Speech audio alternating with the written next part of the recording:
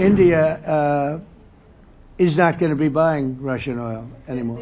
They've already de-escalated and they've more or less stopped. They bought about 38% of the oil, and they won't be doing it anymore. India and Hungary? That's an interesting. India and Hungary. It's an interesting combination. Refuse to stop buying Russian oil. Well, India is not going to be buying Russian oil anymore.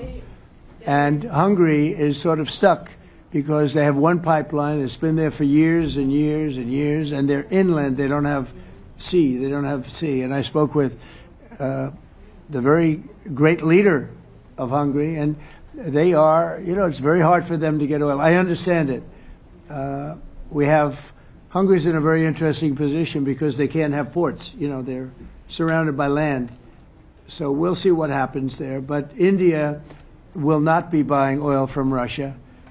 And they've already de-escalated and they've more or less stopped. They're pulling back. They bought about 38% of the oil, and they won't be doing it anymore. Mr. President, Trump has been helping you in achieving peace in Ukraine. Who has?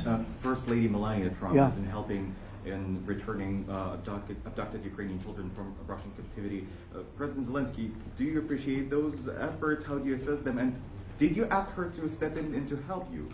No, she wanted to do it. She just felt very strongly about the children, and she's done a really good job, I think, in bringing it to the fore. We have a lot of children involved. Now, it's some people say it's 20,000 and some people say it's 300.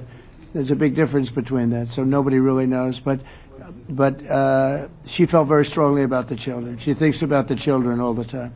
President Trump, if you okay tomahawks to Ukraine, what's going to happen if the United States is in a conflict and we need the tomahawks? Do we have enough? That's a problem. We need tomahawks, and we need a lot of other things that we've been sending over the last 4 years to Ukraine. We've been, we gave them a lot. Now we have a different situation. We send it to the European Union. They pay for it and all that, and they have plenty of money.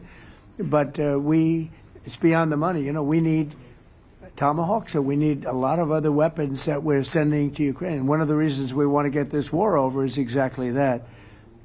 It's not easy for us to give. You're talking about massive numbers of very powerful weapons. So that's one of the things we'll be talking about. Hopefully they won't need it. Hopefully we'll be able to get the war over with without thinking about tomahawks. I think we're fairly close to that. Yeah, go ahead. President. Yeah, please. Just you to understand. So for today, of course, we want to finish this war, but the war is another technological war. You don't use just tomahawks. If you want to target a military goal, you need thousands of drones.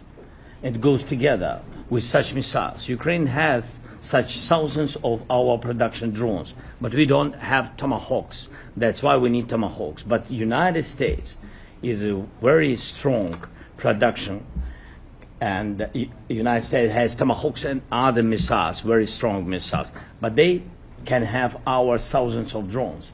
That's why where we can work together, where we can strengthen American production.